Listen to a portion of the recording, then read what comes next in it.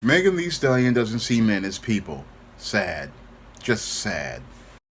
Now available in paperback and e-readers. Spellbound, a darker shade of black. Get your copy today at your favorite online bookseller. Better get the go slow, y'all, cause we're having us a barbecue. I was on Facebook the other day when I saw a post left by one of my Facebook friends regarding a statement made by Megan Thee Stallion. Now, this statement made by rapper Megan Thee Stallion was one where she said that men are objects to her.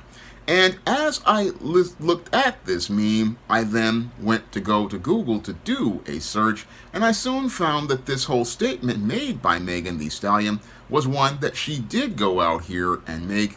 And when I found out that this was a legitimate statement made by Megan Thee Stallion, it basically made me shake my head, because this is the kind of statement that a feminist indoctrinated woman goes out here and makes regarding men, and the kind of statement that basically shows me that Megan Thee Stallion definitely is one of these feminist indoctrinated women, like I talk about in my book, The Woman Crisis. Now, when it comes to many of these feminists want to go out here and objectify men as part of a tit for tat for some of them, as related to what they believe is the objectification of women by men. And when it comes to these women, they basically want to go out here and say that they want to see men as objects because they want to dehumanize men the way they believe that men have dehumanized them. But the great irony is that many of these feminists can't really see the big picture regarding the whole concept of objectification, because the whole concept of objectification mainly comes from the way many of these boys are raised in primarily homes with single mothers. Now, in my book, The Man Crisis, I go in depth on how many of these beta males wind up learning how to not see people as human, and the way they learn how to not see people as human is due to the way that they're raised in a home without a father, and without their father being in the home to show them an example of manhood or a model of manhood that meets God's standard, a man who will go out here and again show love to his wife. What happens to a lot of these males is that they get imbalanced and completely unbalanced as related to learning about male-female relations, and as they get completely unbalanced, they learn how to submit to female authority figures, and as they learn how to submit to female authority figures, they don't see their mothers as a woman. No, what they see their mother as is basically a god, and they put their mothers up on a pedestal, and as they put their mothers up on a pedestal, what happens to these boys is they grow up basically seeing their mother like a god, and since they see their mother like a god, what they start to do is idolize their mother, and as they idolize their mother, this leads to these men going out here and growing up to be is men who go out here and objectify women, and they learn how to see women as objects and not people. And that basically is what leads to a lot of boys winding up on the road to the simp paradigm, where they can't see a woman as a person. But you'll have many of the feminists going out here and talk about how men go out here and objectify women. But what they won't talk about is how many of those males were primarily either raised in homes with single mothers, or they were raised in homes where they wound up dealing with divorce, or they were dealing in homes with beta male fathers. They were not raised in functional homes, and that's something the feminist omits from her narrative as related to objectification, and she omits it basically because she herself has been raised in the same dysfunctional environment, and because she's been raised in the same dysfunctional environment, she basically wants to go out here and have the justification to go out here and objectify men and not see men as human beings, because in her world, the way she gets her needs is going out here and looking to manipulate men because she sees men basically as tools to get from point A to point B. And that's the frame of thinking that women like Megan Thee Stallion have that makes them women who have a very toxic mindset. And they have a toxic mindset because most of these women are raised in a dysfunctional fashion to not know their role in God's order, because in God's order, men and women both, again, are submitting to the authority of God because they love the Lord. And because they love the Lord, what they want to do is share love with each other. And as they share love with each other, they want to pass that love of God on to their children. And they want to pass that love of God on to their children. And they want to follow the 2 commandments that Jesus established as related to fulfilling the entire laws of the 10 commandments that he previously established as related to the law, which is to love the Lord with all your heart, soul, and spirit, and to love your neighbor as you love yourself. Because if you love your neighbor as you love yourself, you want to do unto them what you want done unto you.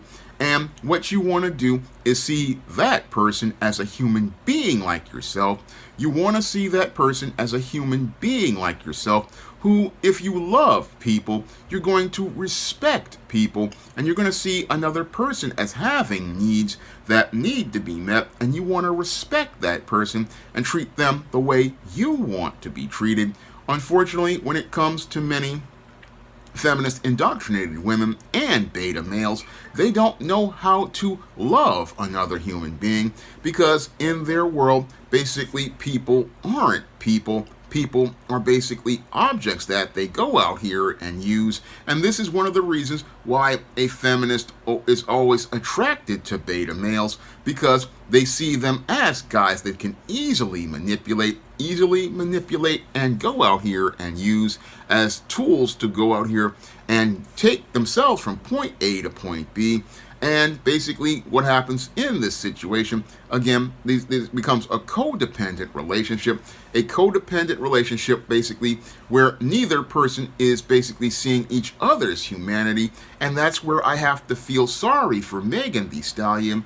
I have to feel sorry for Megan Thee Stallion because she doesn't really appreciate men. She doesn't see that men were basically made here to lead and guide her.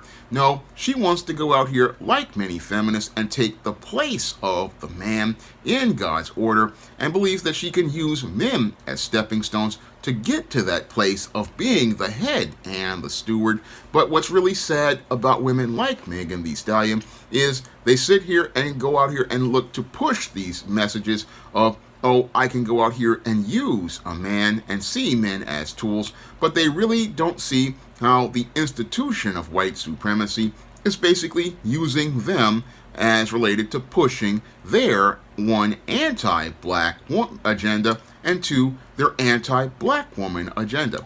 The whole agenda of using Megan Thee Stallion as a tool is to go out here and promote a misandristic message to divide both black men and black women from being able to come together and share love with each other. The message of Megan Thee Stallion is about seeing men as people that don't need to be respected, and again, that fits right in white supremacy's agenda of looking to split the man and the woman in the black community away from each other to continue firing shots in the gender war. And basically what they see Megan Thee Stallion as is somebody who can go out here and push this anti-black and anti-black man propaganda in going out here and saying, oh, men are objects to me, and hoping a whole group of black men will go out here and fire salvos back at her. But the thing we have to do as black men is not fire salvos at Megan Thee Stallion, but understand that she is a feminist indoctrinated woman who is a product of white supremacy, that was designed to go out here and look to divide the genders in the black community and continue to have black folks basically fighting each other and fighting each other over her opinion, which really doesn't matter at the end of the day. At the end of the day, Megan Thee Stallion basically is one of these celebrities who is a tool for white supremacy, no different than Ice Cube, no different than Jay-Z, no different than Tupac Shakur. And these bootlicks basically, once they finish using these tools, they wind up breaking these tools. But the whole thing is their goal is to break the minds of generations of foundational black Americans as getting us involved in their gender war and seeing ourselves not as human beings that need to be respected and regarded the way God regards us and loves us to the point where he sent his son to sacrifice his life to pay for all of our sins. I mean, God basically loves black people, but black people have to love ourselves to start rejecting the message of people like Megan Thee Stallion. We have to start rejecting the messages of tools like this, who basically are looking to go out here and do the work of white supremacy. That's what Megan Thee Stallion basically wants to do.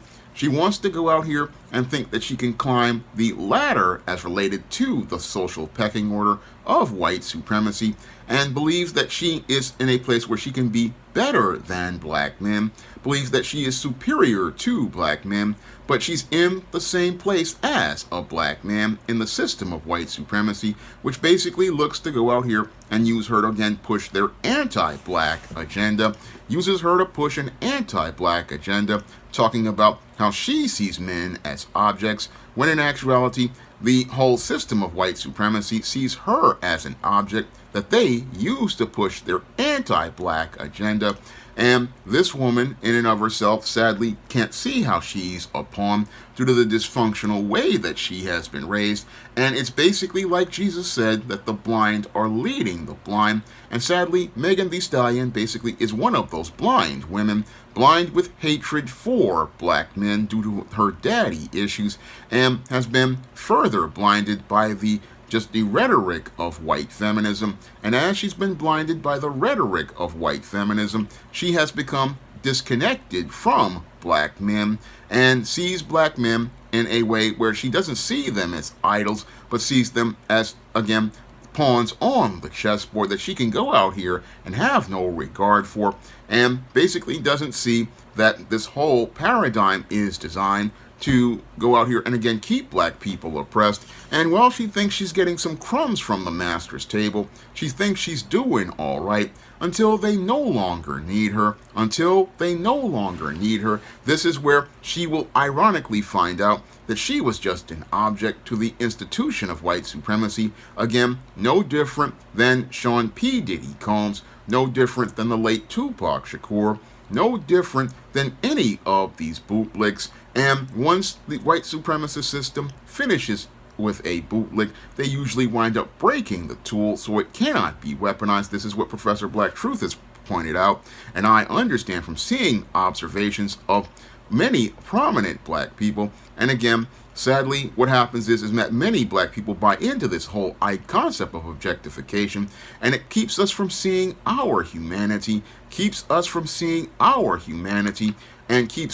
seeing us as the human beings that God created, who are deserving of love, deserving to be respected. And again, it keeps us from seeing each other as people that need to be cared about. That's one of the worst things about this type of rhetoric, is that it fuels the dehumanization of both black men and black women, because the guys on the other side of the gender war will go out here and talk about how women like this are B's and H's. But when I look at Megan Thee Stallion, I just see, again, a woman who has gotten a miseducation provided to her as related to feminism, which is the white female side of white supremacy and the white female arm of white supremacy, and wants to go out here and present herself as a symbol of empowerment. That's what Megan Thee Stallion wants to present herself as, this symbol of empowerment. But the other irony is that she takes power away from black women.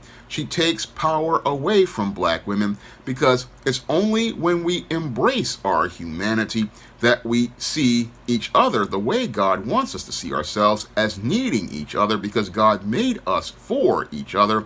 This is something I went in depth on in my novel The Temptation of John Haynes, with the esteemed character who was a demon, and this demon basically started to discover her humanity and realized that she needed John Haynes, the black man, to be her leader, and be her leader because the whole thing is she was being misled by the devil. And the same thing is happening here with Megan Thee Stallion. She has been misled by the devils in white supremacy to basically believe that a man is an object, a man is a tool she can use, but doesn't see how she's being used by the institution of white supremacy to divide the genders for generations with her music, with her rhetoric, with her narratives that are basically anti-black. And what they do is use a black face to promote these anti-black narratives and look to drive a wedge between black men and black women, because you don't really hear none of these white feminists, even though they push these narratives to black people saying this about their men. You don't hear none of them Asian women in the 4B movement saying anything that they objectify men. You don't hear any of these foreign women talking like this. No, the only woman you hear saying stuff like this are women like Megan Thee Stallion in the black community, and they're allowed to say this by their paymasters because their paymasters basically want to push these kind of narratives and want to push this image of this masculinized, aggressive black woman to go out here and be the image of black women, to eliminate black women from being competitive in the social marketplace. That's the other thing people don't really see. A woman like Megan Thee Stallion is out here deliberately because white supremacy wants black women not to be seen as friendly, feminine, and attractive. No, they want to go out here and push this whole boss aggressive chick. And again, want to do this because they want the white female and the white feminist to be elevated above the black woman. And sadly, many black women buy into the power narrative of the strong, independent, Megan Thee Stallion type black woman, but don't really see how this kind of woman is meant to demonize you, to make you, again, have a dysfunctional relationship and believe that dysfunction is perfectly normal, because white supremacy doesn't want you to see black on black love, doesn't want you to see a black man as a human being, doesn't want you to see a black man as someone who needs to be respected, someone who deserves your love, and after having to deal with white supremacy every day, needs your support. No, they don't want you to see that. They want to keep you divided so that they can continue to conquer you by telling you your man is an object, but their men aren't objects, and many people never pick up on that in the black community. That Latino man is not seen as an object in his community. That Asian man isn't seen as an object in his community. That Arab man definitely isn't seen an object in his community because he is not going to take that type of disrespect. And that white man, for most cases, isn't going to allow himself to be seen as an object. All of them know their roles as men, as heads and stewards, and many of the women in those communities know their roles as heads and stewards because they maintain their moral position and allowed themselves to, again, maintain their moral position because that was maintaining the direction of their nation. But sadly, women like Megan Thee Stallion, who got feminist indoctrinated, they are elevated by white supremacy. They're elevated by white supremacy to be the face of black women. And sadly, many black women wind up drinking this feminist Kool-Aid. And as they drink this feminist Kool-Aid, they buy into ideas of objectifying black men and dehumanizing black men the same way that the slave master dehumanized black men. And sadly, many black women don't really see where they're going. They don't see where they're going and how they're being misled by Pied Pipers like Megan Thee Stallion.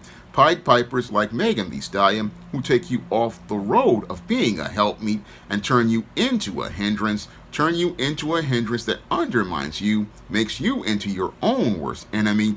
That's what many black women don't really see about women like Megan Thee Stallion, because this woman, feminist, I would say, because she's not a woman, she's a feminist all around. And again, a feminist is different than a woman. I go in depth on this in my book, The Woman Crisis. A woman basically is looking to serve God and be be a helpmeet to a man, whereas a feminist, what she wants to do is serve the institution of white supremacy and serve the institution of white supremacy and be a helpmeet to it and its state.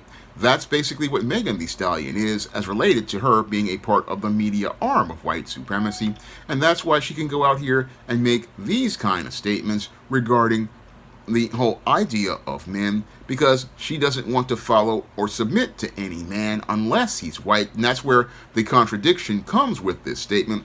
All men are objects to her except for the white man, because if she were possibly in the presence of a white man, it would be a whole different story. It would be a whole different story because she would see that man as a god she would submit to, and again, continuing to dehumanize people because she doesn't see, sadly, the humanity in herself. Now, if you want to learn how Esteem overcame all of the issues as related to her not feeling human and rediscovering her humanity as a woman and learning how to love again, you can pick up my book, The Temptation of John Haynes, on Amazon.com in paperback and Kindle format. You can also find The Temptation of John Haynes at other online booksellers like Draft the Digital, Google Play, Barnes & Noble, and big box retailers like Walmart and Target. And if you want to pick up some positive black fiction that features positive images of black women and positive stories that show you a human side of black women, you can find many of the books in the SJS Direct imprint, such as the ISIS series, such as the Esteem series, and books like Spellbound, which deals with the spellbound mindset that leads to many black women looking to fit themselves into this dysfunctional box that will be acceptable to white people, and books like the legendary Mad Matilda, and the books like The Thetas and Spinsterella and A Recipe for Success. All of these books show you balanced images of black women and show you a better image of black women than what Megan Thee Stallion tries to present as empowerment, and will basically and these books will inspire and uplift you to learn how to be the kind of woman who will be respected by both men and God. And you can find all those books, again, along with The Temptation of John Haynes, on Amazon.com in paperback and Kindle format. You can also find them at other online booksellers like Draft the Digital, Google Play, Barnes & Noble, and big box retailers like Walmart and Target. And if you want to learn how women get this dysfunctional mindset that Megan Thee Stallion has that will keep them single for the rest of their lives, you can pick up my nonfiction like The Woman Crisis and Why 70% of Black Women Are Single. Both of those books go in depth on why women like Megan Thee Stallion have this frame of thinking and why it keeps them single and dysfunctional. And you can find both of those books, again, with the rest of my books at all of the online booksellers that I mentioned. And if you want to see me be able to continue making videos about entertainers and take them to the barbecue, you can drop a donation to the Patreon, the PayPal, or the Cash App by clicking the links in the description box. That's all I have to say for this video. You can comment, rate, and subscribe. Now available in paperback and e-readers, The Temptation of John Haynes. Give in to temptation and pick up this action-packed African-American paranormal romance. Get The Temptation of John Haynes in paperback and e-readers today. Now available in paperback. From the author of the critically acclaimed book, The Man Crisis, comes The Woman Crisis. Learn why so many women have become lost in their quest to have it all in The Woman Crisis. Get your copy of The Woman Crisis in paperback at Amazon.com and online booksellers today. Now available for the first time in paperback, Why 70% of Black Women Are Single. Learn all the reasons why so many black women can't find a husband and why 70% of black women are single. Get your copy of Why 70% of Black Women Are Single on Amazon.com today. Support Black-owned and Black-operated digital broadcast media. www.niceradionetwork.com. Nice Radio Network, broadcasting 24 hours a day, 7 days a week.